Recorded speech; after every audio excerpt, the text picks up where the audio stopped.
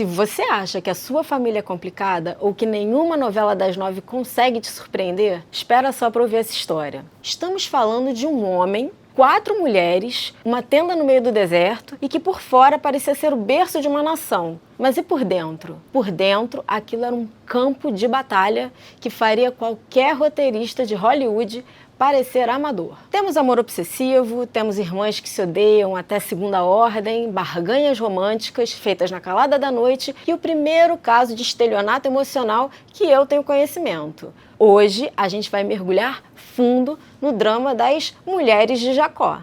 First things first. Para quem não está familiarizado com quem é Jacó, ele é basicamente um dos 3 patriarcas do judaísmo, ao lado de Abraão e de Isaac. E ele era um homem apaixonado, viu? Ele conhece Raquel, a sua amada, no poço, e é amor à primeira vista. A Torá diz que Raquel era linda, formosa de porte e de semblante. Ela era basicamente uma musa. E Jacó trabalhou por 7 anos de graça para seu pai, Labão, apenas para poder casar com ela. O homem estava cego de paixão. Mas chega a noite de núpcias, no escuro total, na tenda fechada, a noiva entra com o véu e eles têm a primeira noite de amor. E Jacó, ao acordar no dia seguinte, olha para o lado com o sol batendo no travesseiro e bum! Não é Raquel que está ao seu lado, é sua irmã mais velha, Leia. Labão, que é sem dúvida nenhuma o maior trambiqueiro da Torá, trocou as filhas no escuro. E aqui a gente precisa entender o peso disso. Leia é descrita como tendo olhos tenros ou fracos. Basicamente, ela era o patinho feio da história. E ela sabia que Jacó não a queria. Imaginem a humilhação de ser a noiva impostora. Não à toa, Jacó fica furioso, mas o estrago está feito. Ele trabalha mais 7 anos ainda para Labão e aí sim se casa com Raquel também. E agora temos um triângulo amoroso com um homem e 2 irmãs que são rivais trancadas na mesma casa. Uma tem o amor e a outra tem o contrato. E é aqui que a guerra começa. Essa história só tem um vilão de verdade e muitas vítimas colaterais. O drama de Jacó e Raquel é compreensível. Mas Leia, tentem se colocar no lugar de Leia, sério. Todo dia ela acorda sabendo que o marido dela só está com ela por obrigação. O texto original em hebraico diz que Leia era Senuá. A tradução suave é desprezada, mas a tradução crua é odiada. E Deus vê isso e decide intervir da forma mais biológica possível. Ele tranca o útero da amada Raquel e abre o útero da odiada Leia. E ela começa a ter vários filhos, um atrás do outro. E prestem atenção nos nomes. Isso não é só genealogia, isso é um pedido de socorro. O primeiro, Ruben, significa o Senhor viu minha aflição, agora meu marido vai me amar. O segundo, Simeão, o Senhor ouviu que sou desprezada. E o terceiro, Levi, agora meu marido vai se unir a mim. Dói ouvir isso, né? Ela usa os bebês como ferramenta para tentar comprar o afeto do marido. Mas Jacó continua frio, do outro lado da tenda. E Raquel, enquanto isso, está surtando. Ela grita, clama para Jacó, dá-me filhos, senão morrerei.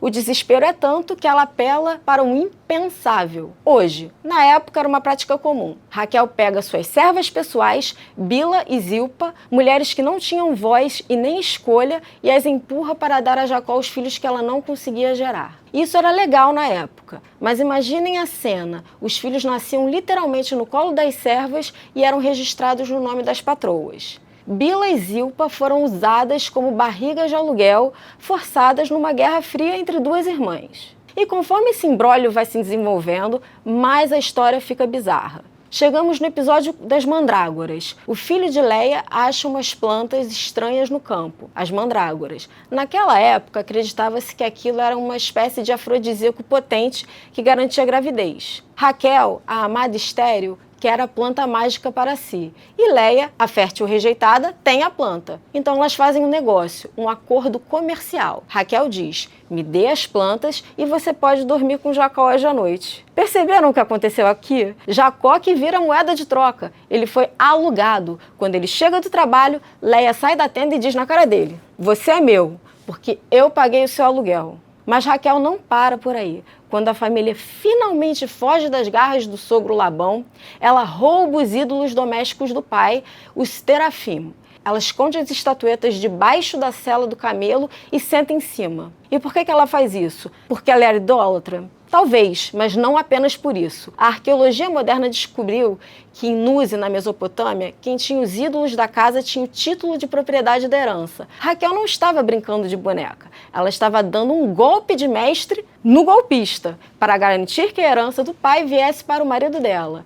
Era uma grande estrategista disposta a morrer pela família.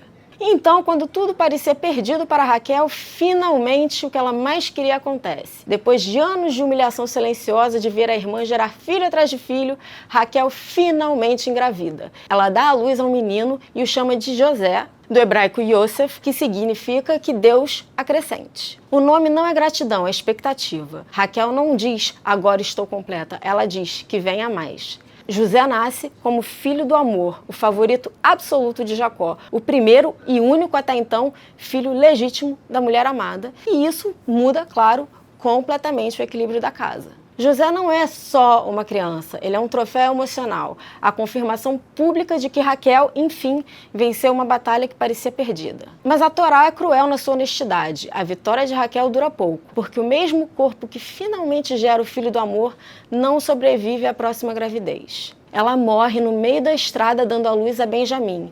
E o detalhe mais triste, ela não é levada ao túmulo da família, ela é enterrada ali mesmo, na beira do caminho em Belém. E Jacó, o apaixonado, fica devastado, mas o luto dura pouco, porque algo monstruoso acontece dentro da própria casa. A Bíblia diz em Gênesis, de forma seca e direta, que Rúben foi lá e se deitou com Bila, a concubina do seu pai. O filho mais velho de Jacó dormiu com a mulher do pai.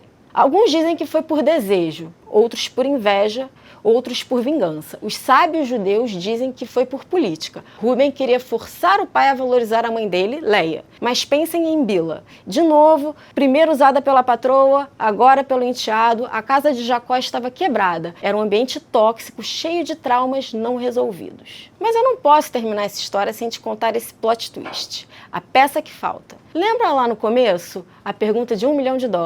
Como Jacó não percebeu que Leia não era Raquel na noite de núpcias? Ele era cego? Ele era surdo? A tradição oral judaico, Midrash, conta uma versão de arrepiar. Disse que Jacó, desconfiado do sogro, combinou sinais secretos com Raquel, um código. Se eu tocar a sua mão assim, você aperta assim. Se eu disser tal palavra, você responde tal coisa. Mas na hora H, quando a Raquel viu que de fato o pai dela ia colocar a irmã no seu lugar, ela teve uma epifania. Ela pensou, se Jacó pedir o sinal e minha irmã não souber, ela será humilhada na frente de todos e vai ser exposta. E sabe o que Raquel fez? Foi até a irmã e ensinou os sinais. Raquel entregou o homem que amava para poupar a irmã da vergonha pública. E Leia, ela aceitou viver a mentira, aceitou ser a segunda opção, porque sabia que precisava fazer parte daquela história. No fim das contas, quando Jacó morre, ele não é enterrado na estrada com Raquel. Ele é enterrado na caverna de Macpela, ao lado de Leia, a esposa desprezada, a mulher odiada, que ganhou a eternidade ao lado dele, enquanto Raquel ficou na estrada. Dizem que para chorar pelos seus filhos quando eles fossem levados para o exílio séculos depois. As mulheres de Jacó eram mulheres reais num sistema brutal, lutando com as armas que tinham. Ciúmes, mandrágoras, silêncio e sacrifício. Jacó deu o nome a Israel, mas foram elas, com o seu sangue e as suas lágrimas, que construíram a nação. Se você gosta desse tipo de conteúdo que explora o lado estranho, sombrio, misterioso da história antiga, faz o seguinte, destrói o botão do like como se fosse um ídolo de barro e me conta nos comentários. Você quer que eu faça o iceberg do rei Davi? Porque se você achou a história de Jacó pesada, você não perde por esperar a de Davi.